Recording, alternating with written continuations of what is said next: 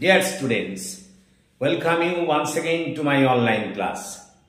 দেখো আজ একটা গুরুত্বপূর্ণ ক্লাস নিয়ে তোমাদের কাছে হাজির হয়েছি।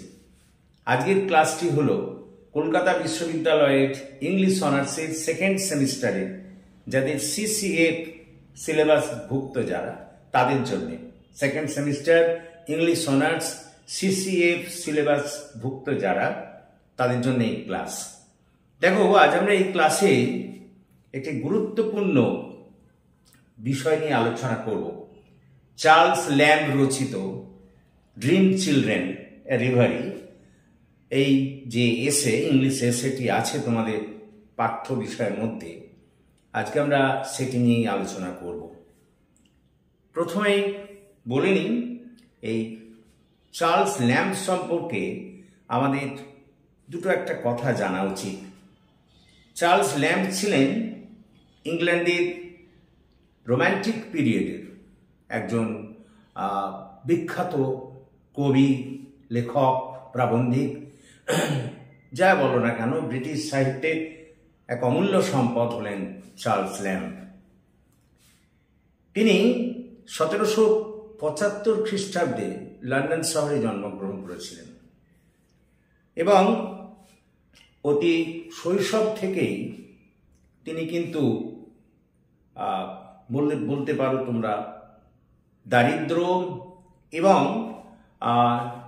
নানা ধরনের প্রতিকূলতার সম্মুখীন হয়েছিলেন। তার পিতা ছিলেন একজন ভারসাম্যহীন, মানসিক ভারসাম্যহীন ব্যক্তি এবং পরবর্তীকালে তার বড়দিদি তিনিও ভারসাম্যহীনতার শিকার হন। এমনকি পরবর্তীকালে চার্লস ল্যাম্ব নিজেও এই মানসিক ভারসাম্যহীনতার শিকার হয়েছিলেন। এখন তার এই যে রচনাটি, এই যে ইংলিশ এসে রচনা, এই রচনাটি বা এই যে প্রবন্ধটি ড্রিম চিলড্রেন, এটি কিন্তু তারই এলিয়ার এসে, আর এসে অফ এলিয়া, তিনি ছদ্মনাম এলিয়া গ্রহণ করেছিলেন।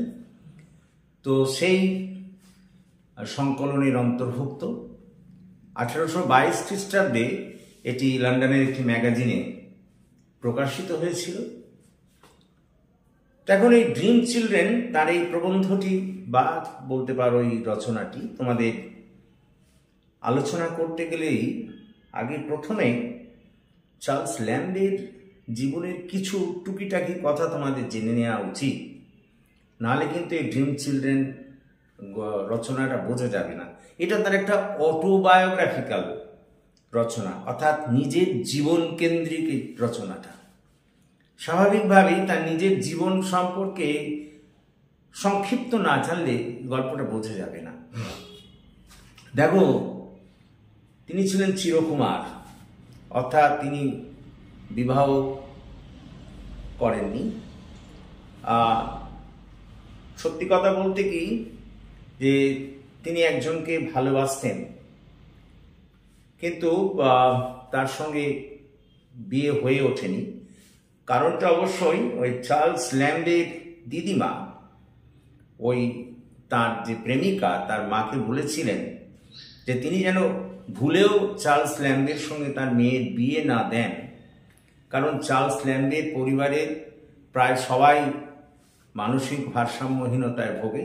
অতএব চার্লস ল্যাম্ব ভবিষ্যতে এরকম মানসিক ভারসাম্যহীন হয়ে যাবে, তিনি বারণ করেছিলেন এবং সেই জন্যই কিন্তু সেই বিয়েটা হয়নি, অর্থাৎ চার্লস ল্যাম্বের বিয়ে করা হয়নি।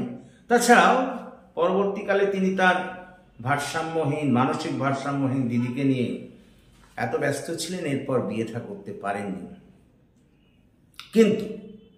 কিন্তু তিনি যে সংসার ধর্ম করার তার ইচ্ছে ছিল না, এটা তা নয়। তিনিও আর 5 জনের মতো এই সংসার চেয়েছিলেন, ছেলে মেয়ে সব থাকবে, সেটা তিনিও চেয়েছিলেন। এই ড্রিম চিলড্রেনে তার সেই মানসিক অপূর্ণতাকে তিনি এখানে স্বপ্নাকারে প্রকাশ করেছেন। তোমরা জানো যে ড্রিম চিলড্রেন মানে স্বপ্ন শিশুরা, আর তোমার রিভারি শব্দটার অর্থ হলো দিবা স্বপ্ন। অর্থাৎ চার্লস ল্যাম্ব তিনি মনে মনে যা আশা করতেন, কামনা করতেন, তারই একটা টুকরো, তারই একটা ঝলক কিন্তু আমরা দেখতে পাবো তার এই রচনায়। এই কারণে এই কথাটুকু জেনে রাখা দরকার। তোমাদের এই যে গল্পটা, এটা একটা কিন্তু একটা স্বপ্ন, স্বপ্নের মধ্যে তিনি যা দেখেছিলেন সেটাকেই তিনি এখানে বর্ণনা করেছেন। তো এসো এবার আমরা কিন্তু ঢুকি, এবার আমরা গল্প রচনাটার মধ্যে ঢুকবো। দেখো এটা এই গল্প মানে এই রচনাটা তোমাদের জানতে গেলে, তিনি তো একজন বিখ্যাত এসেইস্ট ছিলেন, তার এই গদ্য রচনাটি আমাদের জানতে গেলে এটাকে তোমরা গল্পও বলতে পারো। এটা প্রথমেই বলি, এটা একটা প্যারাগ্রাফের মধ্যে লেখা, একটা প্যারাগ্রাফের। তোমরা এখন আমার প্রশ্ন করতে পারো স্যার কেন একটা প্যারাগ্রাফের মধ্যে? দেখো এটা তো একটা স্বপ্ন, এটা একটা স্বপ্ন, দিবা স্বপ্ন দেখছিলেন সেটাই। তো সেই জন্যে আমরা তো স্বপ্ন পার্ট পার্ট ভেঙে ভেঙে দেখি না, আমরা তো একসঙ্গেই স্বপ্ন দেখে ফেলি। তুমি যখন স্বপ্ন দেখছো, এই একটুখানি আগুন, তারপর একটু বাদে আবার ঘুমিয়ে নিয়ে আর একটু, এরকম তো হয় না, একটানা দেখো। তেমনি এরকম ভাবেই একটানা গল্পটা একটা প্যারাগ্রাফের মধ্যে তিনি এটা বলেছেন। তো দেখো এই যে তার ড্রিম চিলড্রেন, স্বপ্ন শিশুরা, এই যে রচনাটি, এটা পাঠ করলে আমরা এখানে মূলত 6টা চরিত্র দেখতে পাবো। এক, চার্লস ল্যাম্ব, তিনি হচ্ছেন মুখ্য চরিত্র। 2, তার গ্রেট গ্র্যান্ডমাদার, এই গ্রেট গ্র্যান্ডমাদারকে নিয়েই কিন্তু রচনাটা আবর্তিত হয়েছে। তারপর তার এক ছেলে, তার নাম জন, আর এক মেয়ে অ্যালিস, ডটার। তোমরা এখন বলতে পারো যে উনি তো বিয়েই করেননি, তোর আবার ছেলে মেয়ে করতে গেল। বললাম না, এটা কাল্পনিক, এটা স্বপ্নে দেখেছেন তিনি। তো স্বপ্নে দেখার সেই মধ্যে তার ছেলে হচ্ছে জন আর মেয়ে হচ্ছে অ্যালিস। তার আর এক ভাই, ওই স্বপ্নে দেখা ওই ভাই, তার নাম জন, আর তার স্বপ্নে দেখা ওই ওয়াইফ, তার নাম অ্যালিস। লক্ষ্য করো, এই জন্য এটা কনফিউজিং লাগে। ওয়াইফের নামও অ্যালিস, ডটারের নামও অ্যালিস, সানের নাম, নিজের ছেলের নামও জন, আবার কি বলতো ব্রাদার, তার ভাইয়ের নামও জন। এই নামগুলো সিমিলারিটির জন্য অনেক সময় কনফিউজড হয়ে যেতে হয়, কিন্তু কিছু করার নেই, এরকমই তিনি নামকরণ করেছেন। তো এবার এসো আমরা গল্পটা শুরু করি। তো একদিন ওই জন এবং অ্যালিস, মানে তার ছেলে এবং মেয়ে, চার্লস ল্যাম্বকে ধরলেন, বাবা একটু তোমার জীবনের কথা বলো না, তোমার আগেকার কথা, তোমার জীবনের কথা। আমাদের বাড়িতে যেমন ছেলেমেয়েরা বাবা বা ঠাকুমা দাদুকে বলে না যে তোমাদের কথা বলো, তোমাদের পূর্বপুরুষদের কথা বলো, সেরকমই ওই জন এবং অ্যালিস, অর্থাৎ তার পুত্র জন এবং কন্যা অ্যালিস চার্লস ল্যাম্বকে বললেন, বাবা একটু তোমাদের কথা বলো না, তোমাদের পূর্বপুরুষদের কথা, তোমার আগেকার জীবনের কথা, জীবনের প্রথম ভাগের কথা আমাদের বলো না। খুব পীড়াপিড়ি করতে লাগলেন। উনি কিন্তু এগুলো স্বপ্নে দেখছেন। তো যাই হোক, তো ওদের পীড়াপিড়িতে চার্লস ল্যাম্ব তখন বলতে শুরু করলেন। তো প্রথমেই বললেন, দেখো আমাদের গ্রেট গ্র্যান্ড মাদার ছিলেন, great grand mother. Charles lamb বললেন যে তার একজন ঠাকুমা ছিলেন। সেই গ্রেট গ্র্যান্ড মাদার নরফোক বলে একটা জায়গায় থাকতেন। নরফোক ওদের অঞ্চলে একটা জায়গার নাম। নরফোক অঞ্চলে একটা প্রকাণ্ড বাড়িতে থাকতেন। প্রকাণ্ড বাড়ি, বিশাল বড় বাড়ি। না, ওই বিশাল বড় বাড়িটা তার ঠাকুমার নিজস্ব বাড়ি নয়, ওটা একজন বিখ্যাত ব্যক্তি, তার নাম রবিন রেডব্রিস্ট, তার নাম রেডব্রিস্ট, রবিন রেডব্রিস্ট, তার নাম রবিন রেডব্রিস্ট, তার নাম। বাড়িটা ছিল তার। তো তিনি ওই বাড়িতে থাকতেন না, ওই চার্লস ল্যাম্বের ঠাকুমাকে কেয়ারটেকার হিসেবে থাকতে দিয়েছিলেন। তিনি ওই বাড়ির মানে যে আসল মালিক ওই বাড়িতে থাকতেন না, তিনি অন্যত্র থাকতেন, দেখাশোনার কাজ করতেন ওই চার্লস ল্যাম্বের গ্রেট গ্র্যান্ড মাদার। এবং সেখানে তিনি নিজের বাড়ির মতো করে থাকতেন এবং বাড়িটা বিশাল বড়। চার্লস ল্যাম্ব নিজে যেখানে বাস করেন তার চেয়ে 100 গুণ বড় বাড়ি। তবে বাড়িটা আবার ভয়ঙ্কর বাড়ি, যে বাড়িতে ওই আমাদের ঠাকুমা থাকতেন, বিশাল বড় প্রকাণ্ড বাড়ি, কিন্তু ভয়ঙ্কর বাড়ি, ভুতুড়ে বাড়ি। ভুতুড়ে বাড়ি, নর্ফোকের ওই অঞ্চলের লোকেরা মনে করতো ওই বাড়িটা ভুতুড়ে বাড়ি। বিশেষত দুটো শিশু ভূত সেখানে আছে, তারা বলতো। সেই শিশু ভূত দুটোর একটা কাহিনী আছে। শিশু ভূত দুটো ওই রবিন রেডব্রিস্ট জনিত কারণেই, ওই মালিকের জন্যই তারা মারা গিয়েছিল, এবং তারা ভূত হয়ে ওই বাড়িতেই আছে, ওই বাড়িতেই আছে। এবং আমরা জানি যে রবিন রেডব্রিস্ট যখন ওই ঠাকুমাকে কেয়ারটেকার হিসেবে নিয়োগ করলেন, তখন ওনার একটা কাঠের চিমনি ছিল ওই বাড়িতে। তো কাঠের চিমনিটাকে তিনি চেঞ্জ করে দিলেন, দিয়ে মার্বেলের চিমনি করে দিলেন। কারণ ওই কাঠের চিমনিতে ওদের কিছু ওই মানে বাড়ির কাহিনী লেখা ছিল, হয়তোবা ওই শিশু দুটোর মৃত্যুর কাহিনী, যারা ভূত হয়ে ওখানে আছে তাদের কাহিনী লেখা ছিল। সেটা যাতে কেউ জানতে না পারে সেটাকে চেঞ্জ করে দিয়ে তিনি মার্বেলের চিমনি করে দিলেন। এটা যখন চার্লস ল্যাম্ব তার ওই ছেলে মেয়ের কাছে বললেন, তখন মেয়ে মানে অ্যালিস বলল, এটা ঠিক করেননি রবিন রেডব্রিস্ট, ওটাকে চেঞ্জ করে দিয়ে। আর রবিন রেডব্রিস্ট যখন ঠাকুমাকে কেয়ারটেকার হিসেবে নিয়োগ করেন, তখন ওই বাড়ি থেকে কিছু পুরনো জিনিস তার নতুন বাড়িতে নিয়ে চলে গিয়েছিলেন। ওই বাড়িতেই কিছু জিনিস, সেগুলো তিনি ওপরে নিজের বাড়িতে নিয়ে চলে গিয়েছিলেন। তো তখন জন, অর্থাৎ এনার ছেলে, চার্লস ল্যাম্বের ছেলে, বললেন এই তো বোকামি, নিজে বড় বাড়ি করে অন্যত্র থাকেন, পুরনো বাড়ি থেকে জিনিস নিয়ে যাওয়ার কি আছে। তো যাই হোক, এইভাবে গল্প মানে রচনা এগোতে লাগলো। এরপরে ওই গ্রেট গ্র্যান্ডমাদার সম্পর্কে চার্লস ল্যাম্ব আরও বলতে লাগলেন যে আমার ওই ঠাকুমা, তিনি ভীষণ জনপ্রিয় মহিলা ছিলেন, অতীব সুন্দরী ছিলেন, ধর্মপ্রাণা ছিলেন। সেদিন ওই অঞ্চলের লোকেরা তাকে খুব শ্রদ্ধা করত, খুব শ্রদ্ধা করত। এবং তিনি আরো বললেন যে অতীতে আগে তিনি একজন নর্তকী ছিলেন, নাচতেন। সেই শুনে চার্লস ল্যাম্বের ছেলে জন পা নাচাতে লাগলো, বললো বেস্ট ডান্সার বলে পা নাচাতে লাগলো। সেটা চার্লস ল্যাম্বের কিন্তু খুব ভালো লাগেনি। তখন তিনি তাকে সংযত হতে বললেন। এরপর চার্লস ল্যাম্ব ছেলে মেয়েদের কাছে আরো বললেন, জানো আমি ওই বাড়িতে গিয়ে প্রায়ই থাকতাম, এবং যখন থাকতাম আমি কিন্তু ঠাকুমার কাছে শুতাম না। কারণ সেই যে শুনেছিলেন যে ওই দুটো শিশু ভূত আছে, তারা নাকি ওই ঠাকুমার বেডের দুপাশে শোয়। তো সেই জন্য চার্লস ল্যাম্বের ভয় করতো যে যদি ওই শিশু ভূত দুটো তার ক্ষতি করে। ঠাকুমার ক্ষতি করে না, ঠাকুমা ধর্মপ্রাণা মানুষ, তারপর ওই বাড়িতেই থাকেন, হয়তো ঠাকুমার ক্ষতি করে না, কিন্তু তার তো ক্ষতি করতে পারে। ওই জন্য চার্লস ল্যাম্ব যখন ঠাকুমার কাছে যেতেন, প্রায়শই তারা যেতেন, এবং তখন তিনি ঠাকুমার কাছে ছুতেন না, ছুতেন চাকরদের সঙ্গে। তবে ওখানে যখন যেতেন একবারে আকণ্ঠ উপভোগ করতেন সমস্ত পরিবেশকে। ওই বাড়ির সঙ্গে একটা বাগান ছিল, সেই বাগানের প্রাকৃতিক সৌন্দর্য ছিল অপূর্ব।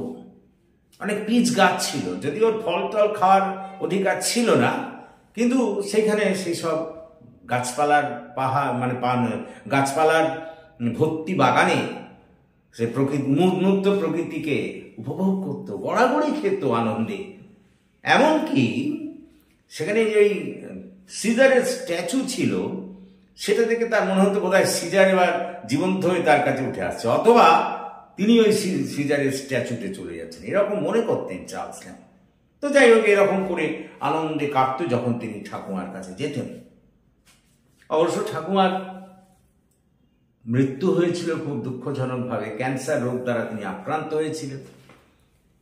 ক্যান্সারের ব্যথা বেদনা তার মধ্যে ছিল, কিন্তু তার স্পিরিটটা ছিল এত হাই, ইচ্ছা শক্তি এত প্রবল যে ক্যান্সার এর মৃত্যু হয়েছিল তার ক্যান্সার জনিত কারণে, কিন্তু তাকে যতদিন তিনি জীবিত ছিলেন ততদিন ক্যান্সার তাকে ঝোঁকাতে পারেনি। আর যেদিন তিনি মারা গেলেন, সারা গ্রাম নরফোক যত মানুষ সবাই তার বাড়িতে এসেছিল, ওই নরফোকের ওই বাড়িতে। এর থেকে বোঝা যায় কত জনপ্রিয় মহিলা ছিলেন ওই গ্রেট গ্র্যান্ডমাদার। চার্লস ল্যাম্বারও বললেন তার গ্রেট গ্র্যান্ডমাদার তার সবাইকে সমানভাবে ভালোবাসতেন, তবে একটু বেশি ভালোবাসতেন ওই চার্লস ল্যাম্বেরই আরেক ভাইকে, জন, তার নাম জন, এই যে জন, একে একটু বেশি ভালোবাসতেন।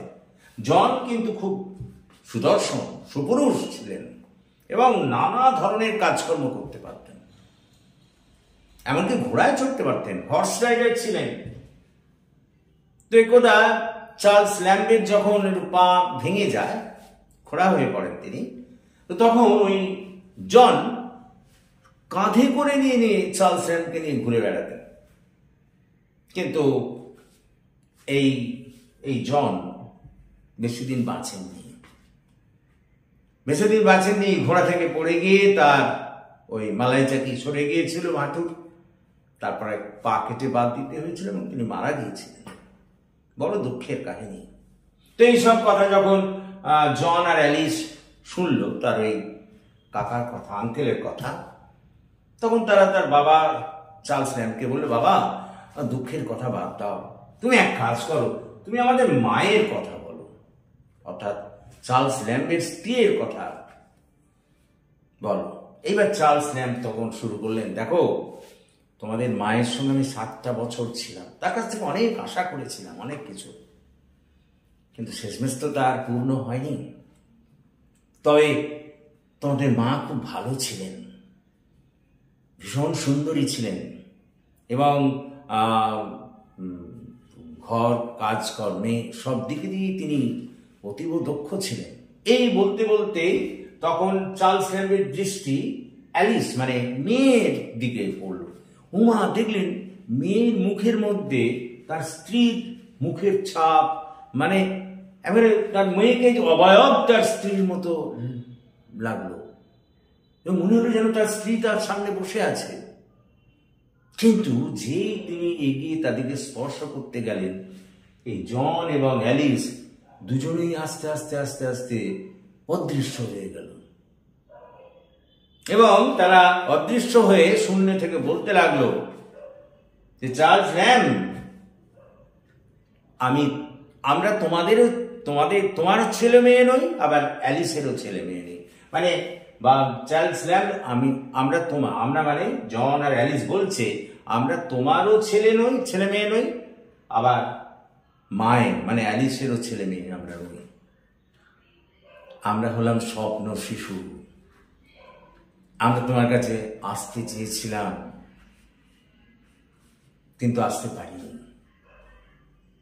বলতে বলতে তারপরে হঠাৎ চার্লস ল্যাম্বের ঘুম ভেঙে গেল এবং ঘুম ভেঙে কি দেখলো জানো? ঘুম ভেঙে দেখলো তার রিয়েলিটি, বাস্তবতা। মানসিক ভারসাম্যহীন দিদি পাশে বসে আছে একটা চেয়ারে, আর তার পাশের চেয়ারে চার্লস ল্যাম্ব বসে আছেন এবং তখন বুঝতে পারলেন যে তিনি দিবা স্বপ্ন দেখছিলেন।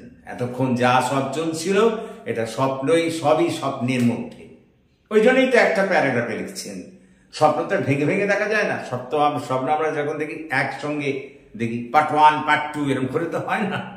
সেই জন্যই তিনি একবারে এক প্যারাগ্রাফে এই গল্পটাকে লিখেছেন। দেখো এই গল্পটা এখানেই শেষ। এই গল্পটাকে যদি আমরা বিশ্লেষণ করি তাহলে দেখব যে এই গল্পের মধ্যে দিয়ে তার একটা যে আশা, যেটা ফুলফিল হয়নি। তিনি একটা সংসার চেয়েছিলেন চার্লস ল্যাম্ব, কিন্তু সেটা ছেলে মেয়ে নিয়ে সংসার ধর্ম করতে চেয়েছিলেন, তা তিনি করতে পারেননি, বিয়েই তো হয়নি, তা হবে কি করে? সেই জন্যই বোধহয় তার সেই আশাকে ফুলফিল করার জন্য এই স্বপ্ন শিশুরা এসেছিল এবং তারা বোধহয় বলতে চেয়েছিল যে আমরা তোমার কাছে আসতে চেয়েছিলাম কিন্তু আসতে তো পারিনি, তুমি তো বিয়ে থাই করোনি। কথা বোঝার চেষ্টা করো। সুতরাং এই সুন্দর এসেটি তোমাদের এই সিলেবাসে আছে।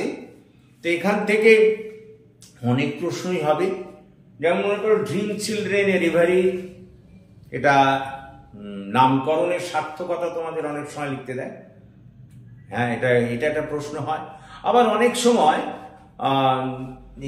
যে এটাকে সত্যি কি রেভারি বলা যায়, এটা কি রেভারি, বা মনে করো এখানে চার্লস ল্যাম্বের ক্যারেক্টার বা এই সমস্ত ক্যারেক্টারগুলো একটু একটু ছোট ছোট করে লিখতে দিতে পারে। তো যাক, সেই প্রশ্নগুলো আমি আলাদা তোমাদের ভিডিও করে আলাদা লং করবো না ভিডিওটাকে। তো আশা করি তোমরা বুঝতে পেরেছো, এবং যদি বুঝতে পারো তাহলে প্লিজ এই ক্লাসের কথা তোমাদের বন্ধু বান্ধবদের মধ্যে আরো বেশি করে শেয়ার করো এবং তাদেরও এই ক্লাসে যোগদান করতে বলো। এবং তোমরা যারা এখনো আমার এই চ্যানেলটিকে সাবস্ক্রাইব করোনি, প্লিজ সাবস্ক্রাইব মাই চ্যানেল। আমাকে এগিয়ে আসতে সাহায্য করো যাতে আমি তোমাদের আরো বেশি করে কাজে লাগতে পারি। So that's all for this day. Thank you for watching and listening. So good night to all of you.